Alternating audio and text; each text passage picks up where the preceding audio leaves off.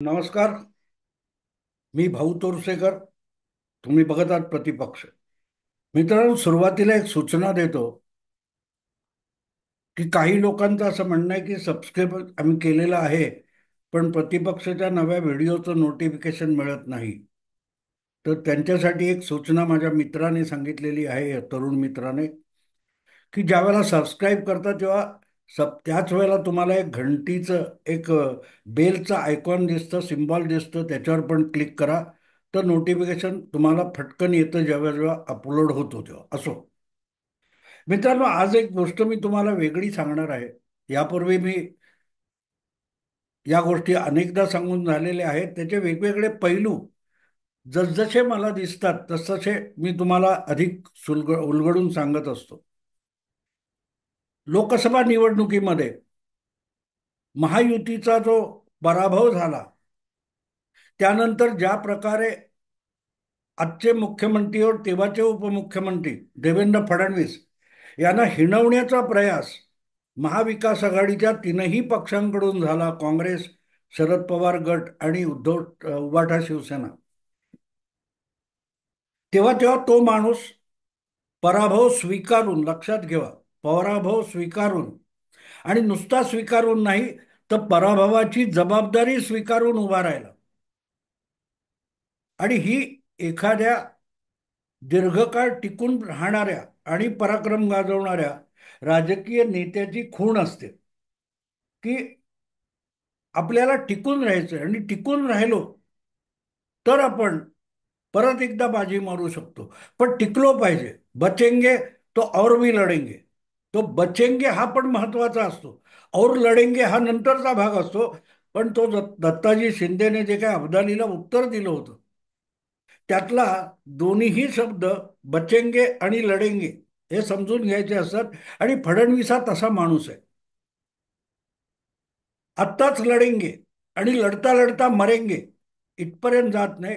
राजकारण आणि संघर्ष या दोन गोष्टी ज्या वेळेला कोणी संयुक्तपणे करत असतो, संघर्षाचं नेतृत्व करणाऱ्याने एक लक्षात ठेवायचं असतं, संघर्ष करता करता आपला नाश पण करून घ्यायचा नसतो, तर प्रसंगी लवचिकता दाखवून टिकून राहायचं असतं.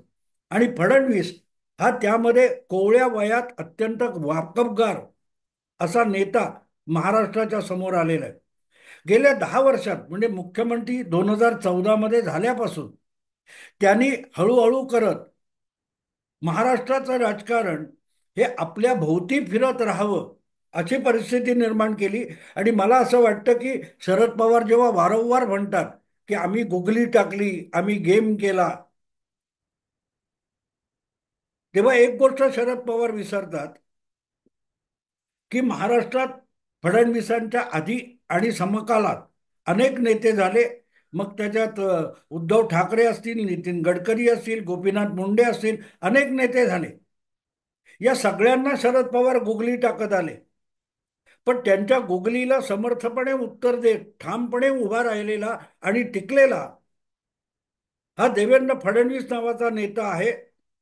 आणि माझ्या एक गोष्ट लक्षात आली अलीकडच्या काळात, की फडणवीस हा कोणाची उधारी ठेवत नाही. तो तोंडाने बोलत नाही की मी तुला धडा शिकवीन, मी तुला बघून घेईन, असं म्हणत नाही सहसा. अगदी चुकून मला वाटते काल परवा विधानसभा निवडणुकीच्या निकालानंतर एकदा असं चुकीचं वाक्य देवेंद्र फडणवीस यांच्या तोंडून गेलंय. आणि ते म्हणाले होते, मी सोडणार नाही. सोडणार नाही हे वाक्य मला महत्वाचं एवढ्यासाठी वाटतं की ही भाषा देवेंद्र फडणवीसांच्या तोंडी सहसा आपल्याला ऐकायला मिळत नाही. 2019च्या विधानसभा निकालानंतर महायुतीला प्रचंड बहुमत मिळालं असताना आणि सरकार बनवण्याचा मुहूर्त समोर उभा असताना ज्या प्रकारे उद्धव ठाकरे यांनी उघड उघड दगाबाजी केली, तरीही देवेंद्र फडणवीसांनी कधीही अशी सोडणार नाही, बघून घेईन, बदला घेईन, सूड घेईन असली भाषा वापरली नव्हती. पण काल परवा विधानसभेचे निकाल लागल्यानंतर जे सरकार बनवण्याची प्रक्रिया चालू होती, अशा वेळेला फडणवीसांनी सोडणार नाही हे शब्द वापरलेले आहेत. आणि अजिबात न लपवता ते आपण कोणाविषयी बोलतोय हे पण सांगून टाकलं. त्यांचा रोग सरळ सरळ सोलापूरचे दीर्घकालीन नेते विजयसिंह मोहिते पाटील आणि त्यांचा मोहिते पाटील परिवार याच्याशी होता. बघायला गेलं तर विजयसिंह मोहिते पाटील हे शंकरराव मोहिते पाटलांचे चिरंजीव आहेत आणि वडिलांच्या नंतर हळूहळू करत माळशिरसच्या पलीकडे जाऊन सोलापूर जिल्ह्यात आपला प्रभाव निर्माण करत आपलं एक नेतृत्व त्यांनी प्रस्थापित केलं होतं. पण वसंतदादा आणि सुधाकरराव नाईक यांच्या नंतरच्या काळात विजयसिंह मोहिते पाटील हे शरद पवारांना शरण गेले किंवा त्यांच्या आहारी गेले आणि तरीही शरद पवारांनी अशा लोकांना वापरून फेकून देण्याचं जे राजकारण केलं त्यातला एक मोठा बळी म्हणून आपण विजयसिंह मोहिते पाटलांकडे बघू शकतो. आणि अशा कालखंडामध्ये जेव्हा आपण निवडणुकीच्या राजकारणात आणि सत्तेच्या राजकारणात शरद पवारांबरोबर टिकू शकणार नाही, कारण शरद पवार गोड बोलून एखाद्या माणसाला संपवतात याचा अनुभव आला, तेव्हा विजयसिंह मोहिते पाटलांनी सत्तेत आलेल्या भाजपचा आश्रय घेतला, देवेंद्र फडणवीसांची जवळीक साधली आणि त्यांना ज्या ज्या अडचणी होत्या त्या दूर करण्यासाठी देवेंद्र फडणवीसांनी मुख्यमंत्री असताना मदत केली. आणि इतकं असून सुद्धा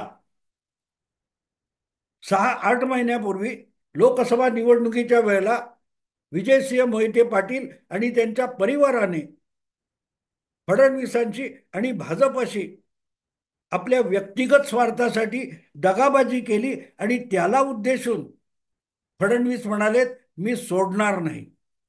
आणि ऑब्व्हियस आहे सोडणार नाही म्हणजे काहीही तुमचा उपयोग झाला नसताना देवेंद्र फडणवीस मुख्यमंत्री झाले होते, भाजप सत्तेत आला होता, त्यामध्ये विजयसिंह मोहिते पाटील किंवा त्यांच्या परिवाराचं कुठलंही योगदान नव्हतं. ते अडचणीत होते आणि फडणवीसांनी आणि भाजपने त्यांना मदत केलेली होती. पण त्या मदतीतून आपलं काम झालं, उरकलं.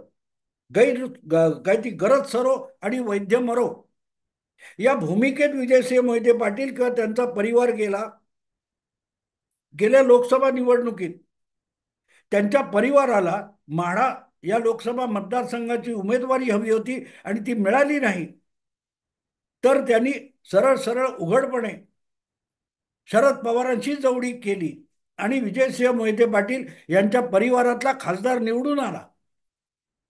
ठीक आहे, शरद पवारांच्या एकूण संख्येमध्ये एकाने वाढ करायला मदत केलीत, पण तुम्ही आपला स्वार्थ साधल्यानंतर केलीत आणि मी कारण नसताना तुमच्या अडचणीत तुम्हाला मदत केली असताना माझ्या अडचणीच्या वेळेला तुम्ही दगाफटका केलात, तर मी तुम्हाला सोडणार नाही ही भाषा देवेंद्र फडणवीसांनी वापरली होती. एवढा संयम त्यांचा कधीही सुटत नाही. आणि म्हणून मी या शीर्षकाचं या विषयाचं शीर्षक जे दिलेलं आहे, फडणवीस कोणाची उधारी ठेवत नाहीत, ही गोष्ट मुद्दाम मी सांगतोय आज की पुढल्या काळामध्ये देवेंद्र फडणवीस हे विजयसिंह मोहिते पाटील यांचं नेतृत्व सोलापूर जिल्ह्यात टिकू देणार नाहीत, हे त्यांनी आत्तापासून लक्षात घ्यावं. याचं कारण तिथून निवडणूक लढणाऱ्या अनेकांनी नंतर तक्रार केली की विजयसिंह मोहिते पाटील यांचे चिरंजीव आहेत, मला वाटते रणजित सिंग, ते आजही विधान परिषदेमध्ये भाजपचे आमदार आहेत आणि प्रत्यक्ष निवडणुकीच्या वेळेला ते विरोधी महाविकास आघाडीचं काम करत होते. उघडपणे नाही, छुपेपणाने असेल. आणि तो विषय पक्षाच्या आमदारांच्या बैठकीत नारायण राणेंचे पुत्र नितेश राणे यांनी उकरून काढला आणि भर सभेमध्ये आपल्या बाजूला बसलेल्या रणजितसिंह मोहिते पाटील यांना अपमानित केलं होतं. पुढे भाजपने त्यांना पक्षविरोधी कारवायांसाठी नोटीस सुद्धा बजावलेली आहे.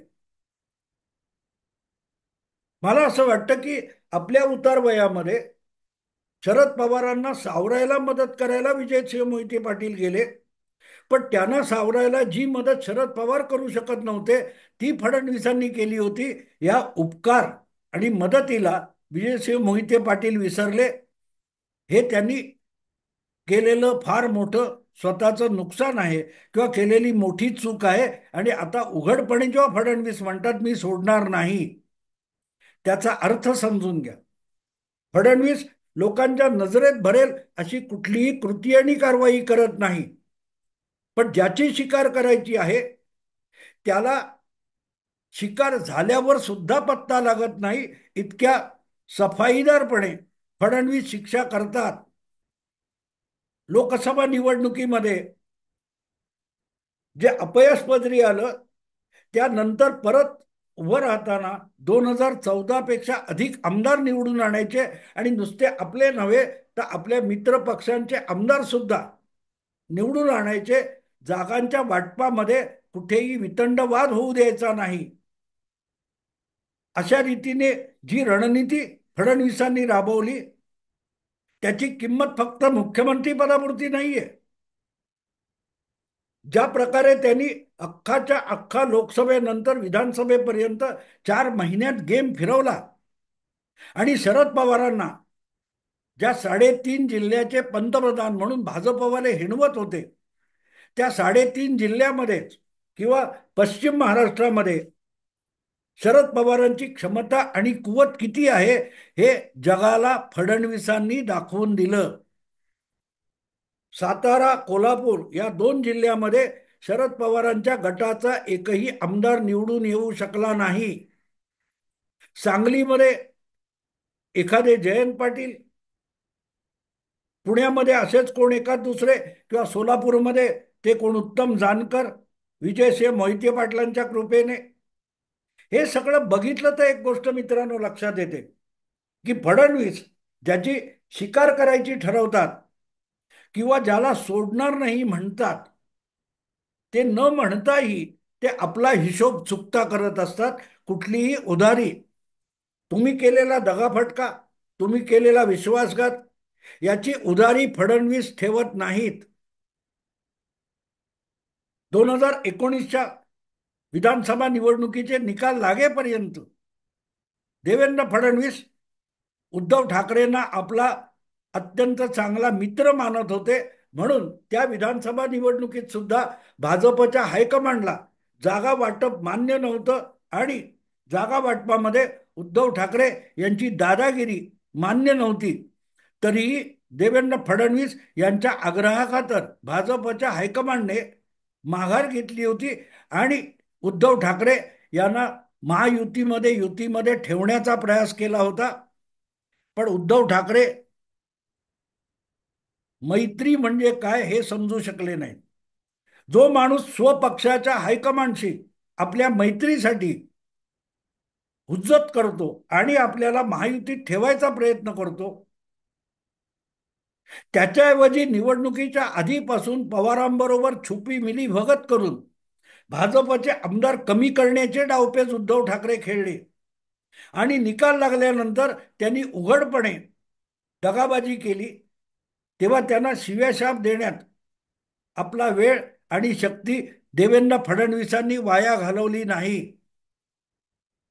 आपली वेळ येईपर्यंत आणि आपल्याला पोषक परिस्थिती निर्माण होईपर्यंत आपली सगळी ताकद परिस्थिती पोषक बनवण्यासाठी आणि आपल्या डावपेचांना उपयुक्त ठरेल असा माहोल निर्माण करण्यासाठी देवेंद्र फडणवीसांनी आपली सगळी शक्ती पणाला लावली होती, कारणी लावली होती.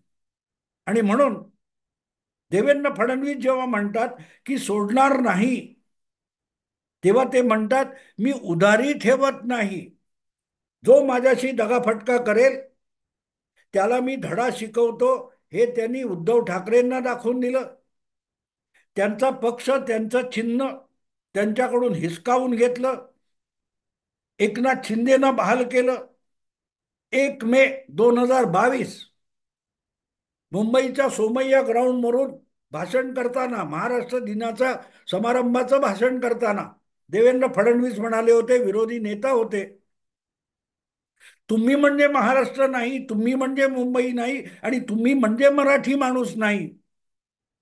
आणि मी तेव्हाच व्हिडिओ केला होता. फडणवीस एक शब्द मुद्दाम बोललेले नाहीत. तुम्ही म्हणजे शिवसेना सुद्धा नाही, तुम्ही म्हणजे बाळासाहेबांचे वारस सुद्धा नाही, हे पुढचे शब्द देवेंद्र फडणवीस बोलले नव्हते. पण अवघ्या 50-60 दिवसामध्ये देवेंद्र फडणवीसांनी 1 मे 2022 आपले शब्द खरे करून दाखवले. उद्धव ठाकरेंना आपल्या पित्याचा वारस म्हणून सुद्धा राजकारणात शिल्लक ठेवलं नाही. शिवसेना हे नाव आणि निवडणूक चिन्ह सुद्धा त्यांच्याकडून गेलं आणि एकनाथ शिंदे यांची शिवसेना होऊन गेली. जेव्हा देवेंद्र फडणवीस म्हणतात सोडणार नाही, तेव्हा त्यांच्या मनात किती अधिक राग आहे हे लक्षात येतं. उद्धव ठाकरेंच्या बाबतीत इतके कठोर शब्द देवेंद्र फडणवीसांनी चुकूनही वापरले नव्हते. माझं सरकार पाडणार, आत्ता पाडा, उद्या पाडा, कधीही पाडा, लगेच पाडा, असं आव्हान उद्धव ठाकरे देत असताना आणि डिवचत असताना सुद्धा देवेंद्र फडणवीस शांतपणे सांगायचे की मी तुमचं सरकार पाडणार नाही, ते तुमचं सरकार हे महाविकास आघाडीतल्या आंतरविरोधाच्या बोजा असह्य झाल्यामुळे कोसळेल. पण प्रत्यक्षात देवेंद्र फडणवीस त्यासाठी कारवाया करत होते हे नंतर उघडकीला आलं. प्रश्न इतकाच आहे की इतकं होऊन जेव्हा देवेंद्र फडणवीस विजयसिंह मोहिते पाटील यांच्या बाबतीत अगदी नाव घेऊन न लपवता बोलतात की मी सोडणार नाही, तेव्हा मला असं वाटतं की शरद पवार यांना धडा शिकवल्यानंतर देवेंद्र फडणवीसांची पुढचं टार्गेट किंवा पुढची शिकार माळशिरसचं विजयसिंह मोहिते पाटील यांचा परिवार असेल. आणि म्हणूनच ज्या वेळेला माळशिरसचा महाविकास आघाडीचा आणि राष्ट्रवादीचा आमदार उत्तम जानकर निवडून आले, त्यानंतर जे नाटक झालं त्यावर उत्तर देताना देवेंद्र फडणवीसांनी सांगितले की मी सोडणार नाही. तेव्हा मार्कटवाडीचा जो काय नॅरेटिव्ह बनवण्याचा प्रयत्न शरद पवारांनी केला आणि त्याला परत एकदा विजयसिंह मोहिते पाटील आणि त्यांच्या परिवाराने साथ दिली आहे, त्यांनी स्वतःच्या पायावर धोंडा पाडून घेतलेला आहे. धोंडा पाडणं म्हणतात नाही, याला तर स्वतःच्या पायावर कुऱ्हाड मारून घेणं म्हणतात.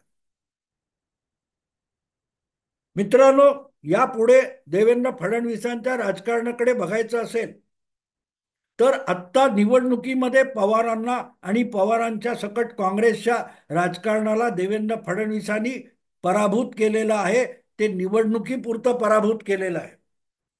राजकीय प्रभावाच्या बाबतीत शरद पवार आणि उद्धव ठाकरे यांना पुरतं नामोहरम करून टाकायचं, निष्प्रभ करून टाकायचं, हे देवेंद्र फडणवीस यांचं टार्गेट आहे. मुख्यमंत्री होणं हे देवेंद्र फडणवीसांचं लक्ष गेल्या वर्षात 2 वर्षात सुद्धा नव्हतं. जोपर्यंत यासारखे विश्वासघात करू शकणारे माणसं राजकारणात इर्द गिर्द आहेत, आपल्या सोबत असोत आपल्या विरोधात असो, जे कुठल्याही क्षणी दगाफटका करू शकतात, अशी माणसं राजकारणात असतील तोपर्यंत आपलं आणि महाराष्ट्राचं राजकारण सुचारू रूपाने चालणार नाही, सुखरूप चालणार नाही. तेव्हा आपलं मुख्यमंत्रीपद मिळणं यापेक्षाही अशा प्रवृत्तींचं महाराष्ट्राच्या राजकारणातून संपूर्ण खच्चीकरण करणं हे देवेंद्र फडणवीस यांचं लक्ष आहे. आज काहीतरी मिळतंय म्हणून आपल्याकडे यायचं, आपली गरज भागली की टांग मारून पळायचं. असली लोक चालत नाहीत आणि याची कठोर परीक्षा फडणवीस घेत असतात. त्यांच्या सोबतचे अत्यंत विश्वासातले अनेक जण यावेळेला मंत्रीपदाला सुद्धा वंचित राहिलेले दिसतील. या सत्व परीक्षा असतात. मुख्यमंत्रीपद गेल्यानंतर उपमुख्यमंत्री होण्या इतपत आपलं अपमानास्पद काय म्हणतात ते अपमानास्पद रीतीने सरकारमध्ये राहण्याची पाळी आली. ती सोसणारा माणूस राजकारणात अहंकार उपयोगाचं नाही हे ओळखत असतो आणि तेवढी लवचिकता दाखवतो. तो सगळ्यांची उधारी फेडत असतो. 5 वर्षामध्ये आपण फडणवीसांच्या बाबतीत जे राजकारण केलं ते आपल्यावर आता कसं बोंबऱ्या घेऊन उलटलंय हे शरद पवारांना आता आता थोडं थोडं रिअलाइज होतंय. आणि त्यातून मला वाटतं पवार हळूहळू राजकारणात सावरताना आपलं कुठे चुकलं त्याचा अभ्यास करतील अशी अपेक्षा आहे. पण अभ्यास करून उपयोग नाही, कारण त्यांचं वय सरकलेलं आहे. त्यांच्याकडे नवे डाव खेळण्यासाठी वय आणि वर्ष राहिलेली नाहीत. पण एक गोष्ट आहे, या सगळ्या गेल्या 10 वर्षाच्या अनुभवानंतर देवेंद्र फडणवीस यांच्या बाजूने किंवा विरोधात, मैत्रीने किंवा शत्रुत्वाने जे जे राजकारण करतील आणि करत आहेत त्यांनी एक खुणगाट मनाशी पक्की बांधावी. देवेंद्र फडणवीस मैत्री असो किंवा उधारी असो, ती उधारी शिल्लक ठेवत नाही. शत्रुत्व आणि मैत्री या दोन्हीची उधारी वेळ येताच ठरलेल्या मुदतीत देवेंद्र फडणवीस उधारी चुकती करतात. आत्ता इथेच थांबतो. आवडलं लाईक करा, शेअर करा आणि प्रतिपक्षाला सबस्क्राईब करा. नमस्कार.